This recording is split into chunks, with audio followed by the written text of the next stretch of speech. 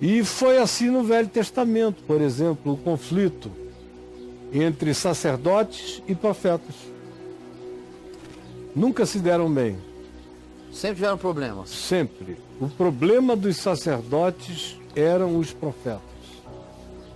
Porque o sacerdote queria o controle de Deus no ofício do templo. Era ele que oferecia sacrifícios pelo pecado, sacrifícios por qualquer que fosse o outro interesse humano, de troca, barganha ou expressão diante da divindade. Eram eles os que determinavam como Deus aceitava cultos e como Deus não aceitava cultos. Eles eram os organizadores dos oráculos divinos. E assistiam e atendiam nos templos, no templo, cuidando do interesse maior de Deus na terra, que era o culto a Ele. Deus não estava nem aí para o universo, mas para aquele culto a Ele, que acontecia no templo de Jerusalém, Ele estava parando céus e terra. Estremecia as bases. Tudo. Sei.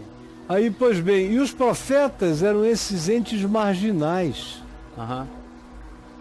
Sempre marginais. O único profeta que viveu boa parte da vida sem ser um marginal foi Isaías, mas terminou como marginal porque foi cerrado pelo meio. Meu Deus, Caio Fábio. 2 bandas, uma para cada lado. Ele foi cerrar. Mas como ele era da classe sacerdotal, durante muitos anos, embora não gostassem do que ele profetizava, mas o rei o respeitava, ele era um acadêmico dos melhores. Você vê que o texto dele é shakespeariano na beleza, na construção, na composição. Sei. Mas os outros profetas todos eram marginais. Era um padeiro a quem Deus levantou, ainda era corno pra caramba, corno. Que era o Oséias, marido da Gomer. Ah, o marido da Gomer, não, Gomer não. Que dava um Gomer em todo mundo. A Gomer era uma mulher que era uma mulher gomada. Com um rapaz. O Amós, que era um boiadeiro, sabia nada de nada, mas ouvia a voz de Deus. Ouvia a voz de Deus. Ouvia a voz de Deus. Aí você tem Jeremias, que é acusado de traição, porque disse que Nabucodonosor ia chegar, ia cercar, ia tomar, ia levar todo mundo para o cativeiro, e disse até a data, que o cativeiro iria durar 70 anos. Um cara desse é um traidor. Foi tratado como traidor o tempo todo. Olha isso. Ezequiel era um indivíduo da classe... originalmente da classe sacerdotal, mas que foi para o cativeiro em Babilônia e viveu na marginalidade do cativeiro, como marginal para os babilônios, caldeus, e marginal para os judeus, para a casa rebelde, como Ezequiel chamava o povo de Israel, de a casa rebelde. A casa rebelde? E assim todos eles são figuras da periferia. O próprio Jonas, que não era de Judá, não era de nenhuma fina estirpe, era um profeta do Reino Norte de Israel, com todos os elementos para não ser ouvido, tanto é que a profecia dele não é para dentro de Israel, uma profecia para os ninivitas do lado de fora. E quem não creu na profecia foi ele mesmo. Então esse é um caso à parte. Mas Malaquias era um cara das ruas, andando, respondendo perguntas e fazendo perguntas, como o livro dele, a profecia dele mostra, sempre na marginalidade, questionando o templo, os sacerdotes, as oferendas, as liturgias, marginais mesmo. Então, isso sempre foi assim, a voz de Deus sempre habitou a marginalidade. A voz de Deus não se fez ouvir na oficialidade da religião. Você veja, João Batista é um marginal da religião. Jesus é um marginal da religião. os verdadeiros apóstolos se fizeram marginais da religião. Paulo encontra Cristo para ser o maior marginal da religião. Então como é que a religião pode gostar de algo que ela já sabe que vai tirar o poder da mão dela? E vai colocar o poder na manifestação de Deus. E vai desdiferenciar o sacro do leigo, do laicado. A revelação desdiferencia esses poderes.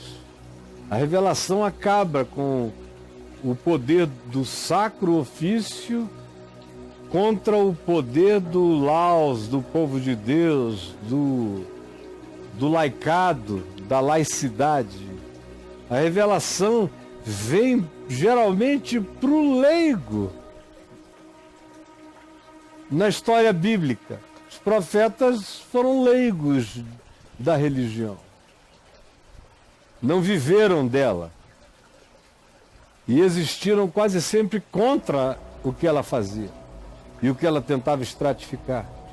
Assim foi com todos os outros, e no Novo Testamento a gente segue o mesmo convite para que aquele que anda com Deus, o discípulo de Jesus, seja um hebreu, seja um ser em movimento, ouvindo a voz de Deus no caminho.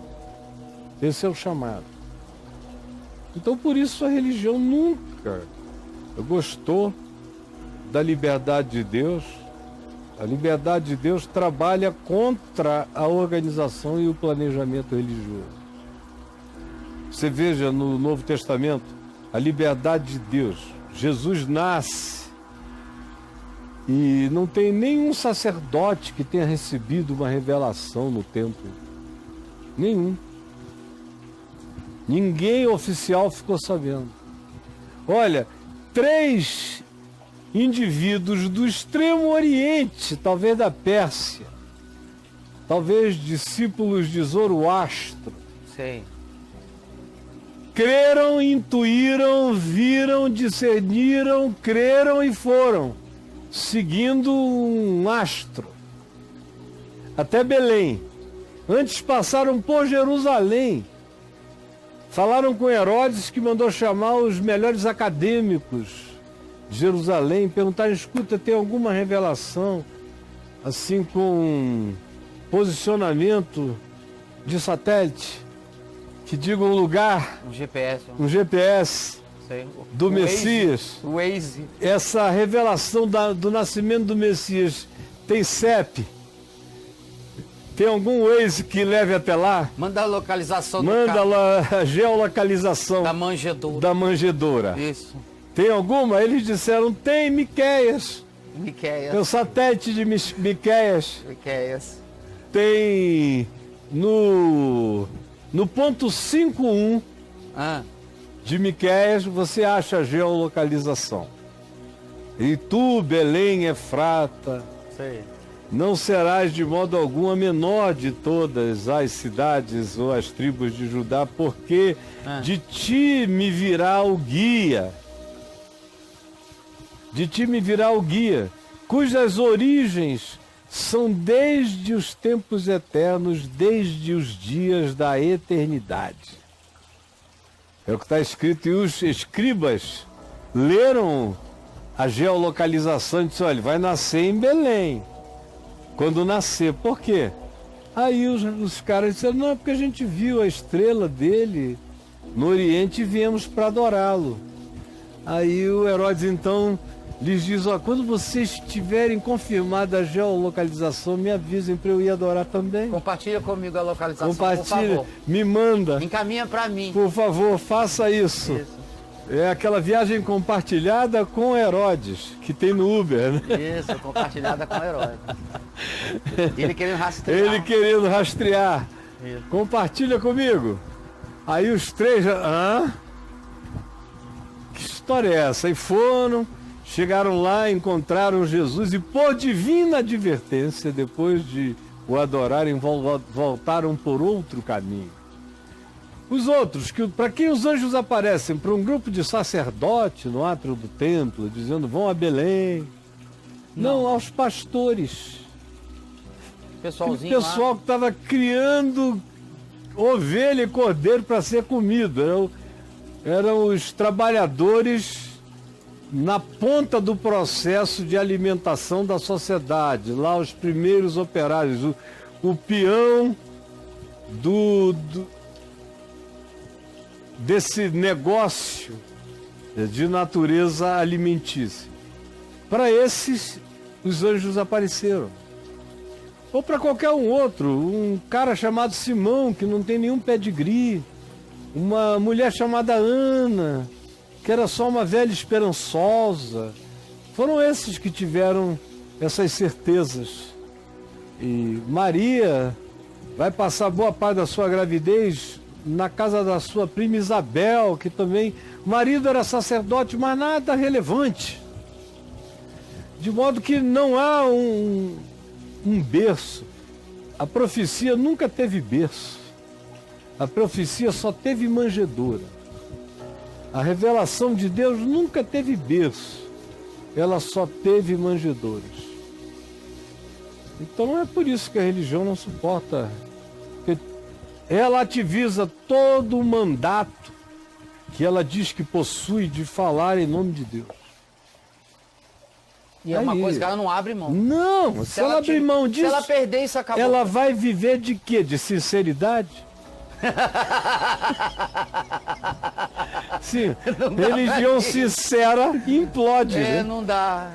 Se chegar e dizer, não, eu não preciso orar por você não, se você orar por você mesmo, Deus vai te ouvir. Não, não precisa dar nada não, Deus vai te ouvir. Uma religião sincera implode, então sinceramente ela não pode. Não rola. Sinceramente não. E ela sinceramente. Sinceramente. Mente com sinceridade. A religião é sinceramente.